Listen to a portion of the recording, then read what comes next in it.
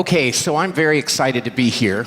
I'm also a little nervous. Now, I speak for a living, so I shouldn't be nervous, but this is probably one of the talks that there's a good chance my kids are going to see. In fact, my 8th grader said, "You're doing a TEDx talk?" And I said, "Michael, I do a lot of talks." He goes, "Yeah, but this is big, Dad."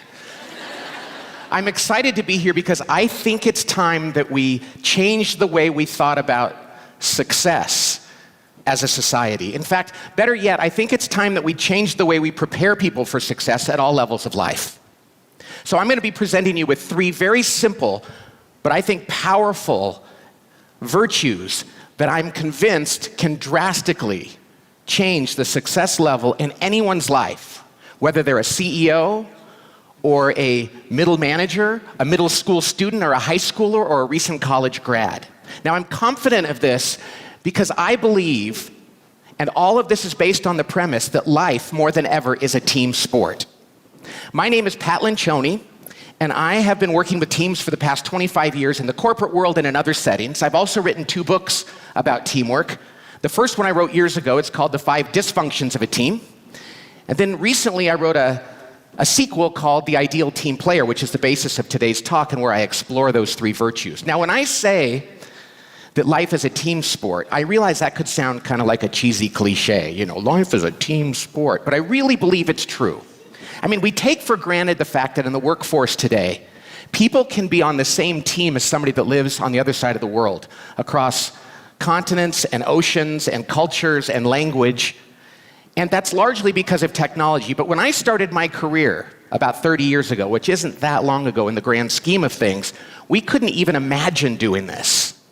But today, because of technology, people can work together in so many different ways. And as a result of that technology, people are developing in organizations solutions that are amazing and complex, that are solving problems in business and medicine and communication and every kind of field. And those complex solutions demand that people collaborate and work as teams to implement them. Even within a company, you have to work across divisional or departmental lines, or with people in other companies. Even competitors today are having to work together to implement these important solutions. This really is the era of teamwork in business. But even in our personal lives, teamwork has permeated everything. My wife and I have 4 sons at home, and we like to say that by the time that each of them was in middle school, they had played on more teams with more coaches, in more sports, and gone to more darn tournaments than we did in our entire lives combined. And that's to say nothing of all the other extracurricular activities that happen on teams. Even in the classroom, teamwork is everywhere. I mean, my kids come home, I don't know how many times they've come home with an assignment and said those 4 dreaded words. It's a group project. And I ask them that dreaded 4-word question, who's on your team? I'm not ashamed to say that more than once I've said to my sons, if you want to get a good grade, you might have to be prepared to do most of the work yourself. Teamwork is everywhere.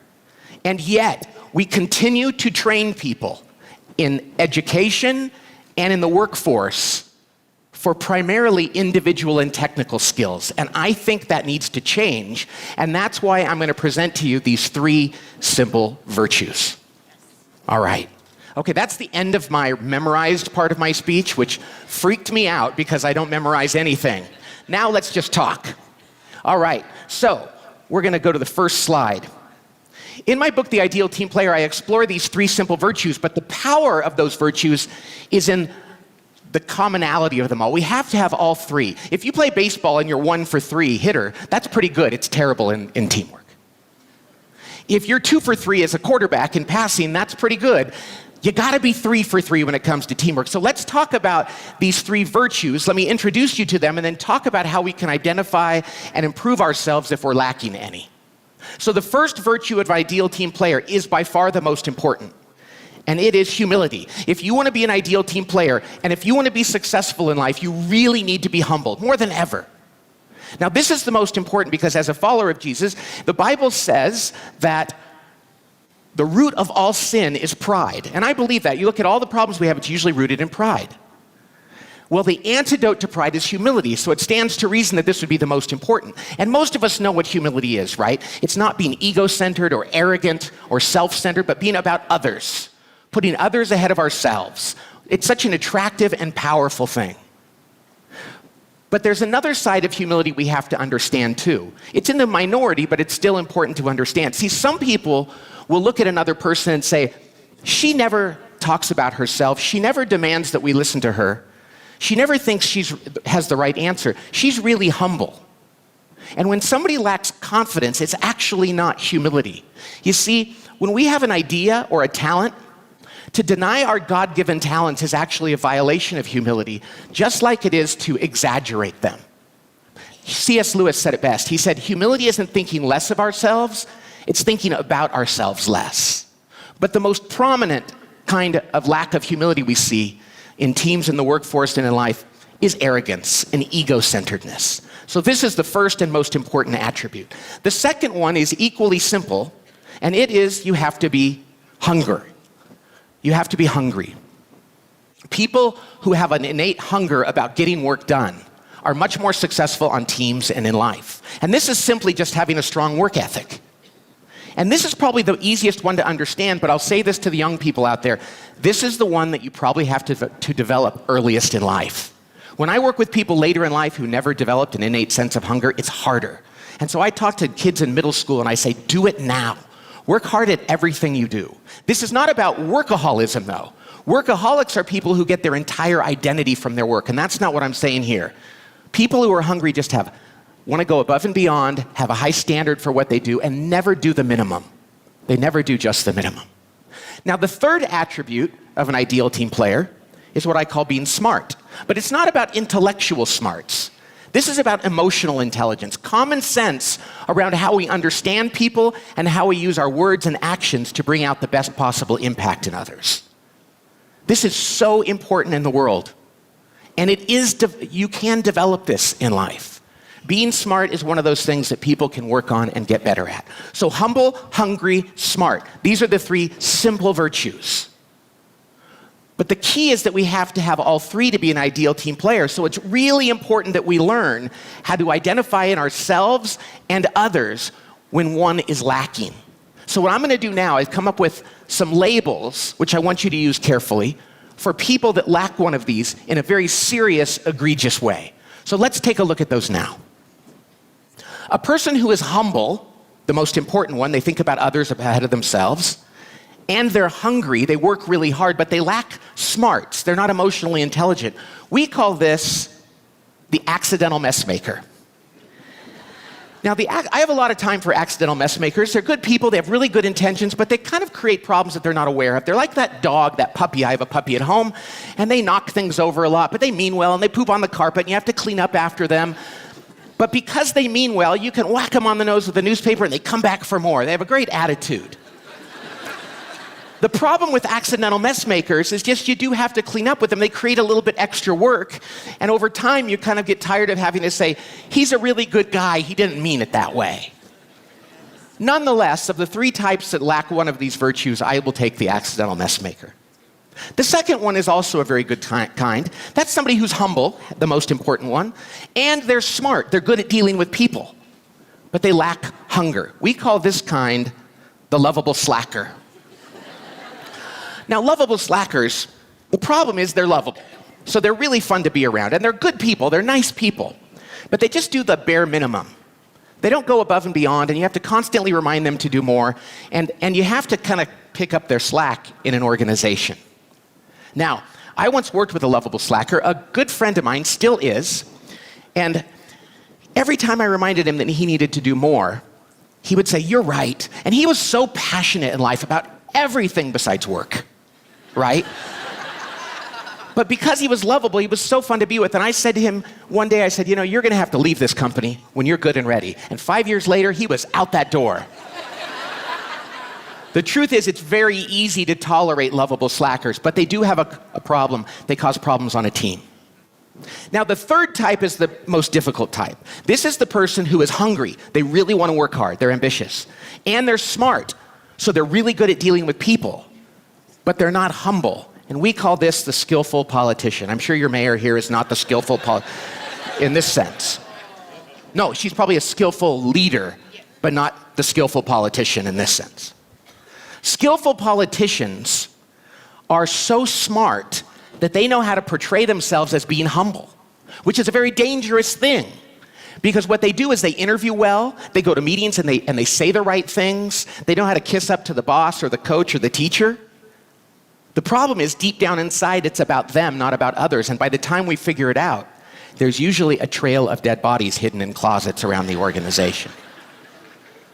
I once worked with a team with this guy on the team that was a skillful politician, and he was so clever at hiding it. He was so clever that he was even Canadian. You see, you would never suspect a Canadian. They're always so nice. You would never think they would be that way. And we would go to meetings, and this guy would be so good with people, and we thought he is the ultimate team player. He's wonderful. And then after a while, we realized, man, his salary has tripled. Half of his colleagues are gone. He's been gaming this. The truth of the matter is, when a person lacks humility, but they're good at presenting themselves, that can be a very dangerous thing on a team. Okay, so what do you do with this? First of all, I don't want you to misuse these labels. Don't go back to work and say to your boss, hey, I think that you're an accidental mess maker. Or tell your mom she's a lovable slacker. You know, that's going to get you into trouble, and it should. Apply this first to yourself. But then I want you to do this. Here's a very simple activity. Go sit down with your team at work, or with your family, or with the Little League team you coach, and have everybody understand humble, hungry, and smart, and then ask them to rank themselves in these three areas. Which one they're best at, second best, and third. Even if they're good at all of them, they're going to have a third. Even if they're not so good at all of them, one of them's going to be third. And have them just identify which one is their third. And then go around the table and ask people to explain their third and why that's theirs. And then talk as a team about how people can brainstorm about how people can overcome this. Give each other advice.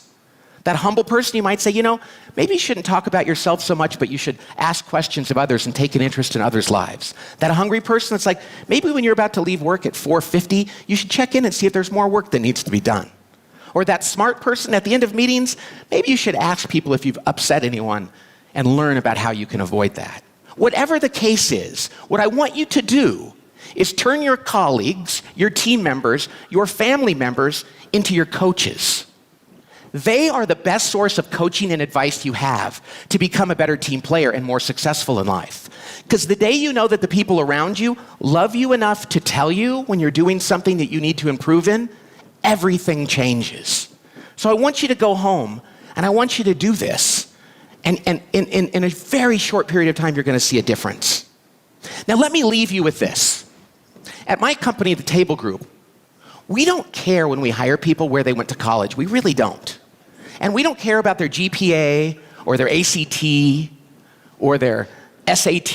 The only three-letter acronym we care about really is H, H, and S.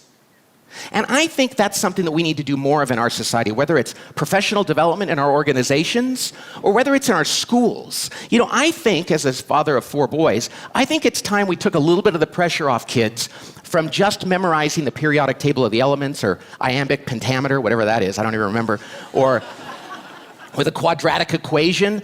I mean, we have to learn those things, I get this, and kids should work hard. But I think we should actually give them things that they can control in their lives that are really going to pay off in their future. And we should teach them how to be other-centered, not self-centered. We should teach them how to work hard at everything they do, school and everything else, just because it's the right thing to do. And third, we should teach them how to be more adept interpersonally and emotionally with the people around them. See, I think that could make a huge difference in our corporations and in our schools and our families. And I really believe that the world would be a better place and that our companies would be better places. Our families would be better and the individuals in society would be better if more of us were humble, hungry, and smart. Thank you, and God bless.